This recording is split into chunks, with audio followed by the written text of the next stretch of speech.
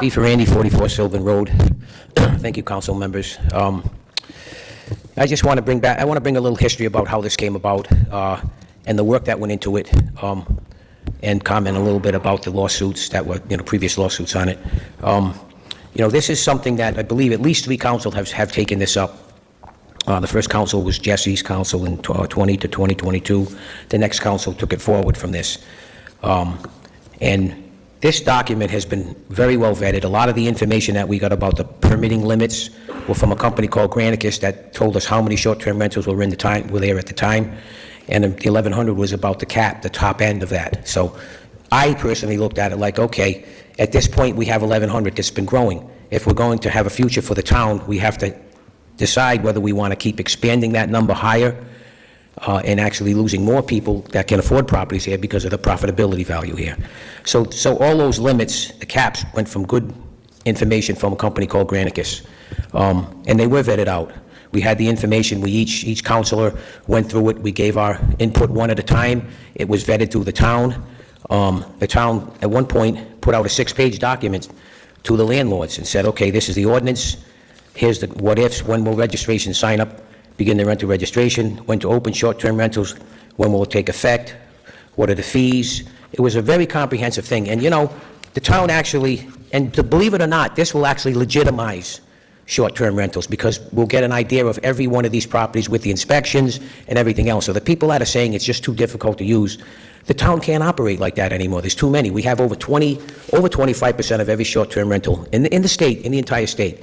And that didn't happen just by the idea of osmosis or anything like that.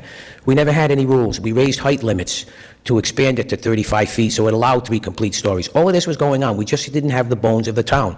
So at some point, when do you start to say, do we want it to expand forever and ever, or when is the limit? When do we stop?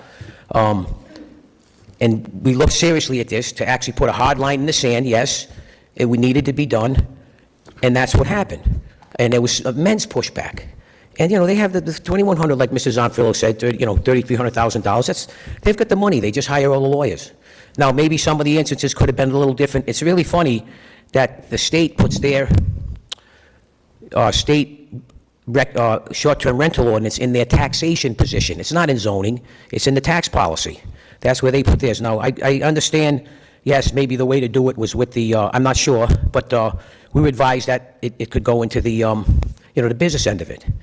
What are these entities, short-term rentals, creating? They're creating a business. We just don't know how to tax it as a business because it's in a residential zone, or most of them. So they are a business. So the state even recognizes that the business is in that for the short-term rental tax and the tax money and the revenue. So it's a little bit, sure, maybe some of the other towns went through zoning, but I think, and if you read the briefs of the lawsuits, I implore you to read those. You can see the arguments that were made on both sides, and Mr. DeSisto did a great job on that. And the other council didn't have time. I, for one, we got it so soon that we didn't have time to go in and if it would have been my recommendation to appeal it, or get some recommendations from DeSisto to either work around it or find a way to keep it going. But it's an unbelievable document. It has a lot of good in there.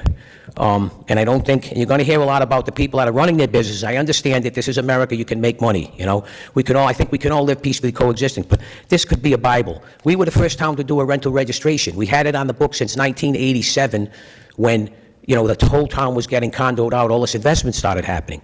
We didn't start enforcing it till 10 or 15 years ago when they started charging $25 for a rental registration. So we've had these things, but we let the bones of this town change with height restrictions and overbuilding and letting anybody do what they wanted in the Wild West, and that's really what's happened. So this document would have put us a stop to a lot of that, and it would have put a framework to build us on the future.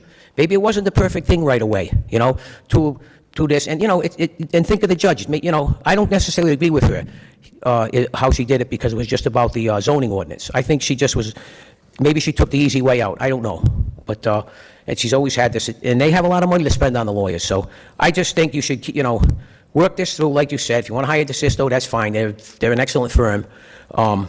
With some help from your solicitor to pick apart, or you could have a discussion on how to attain the same thing through zoning, whatever it is. But read the decision and read the briefs in between, and you can see how both sides, how it makes sense. So thank you.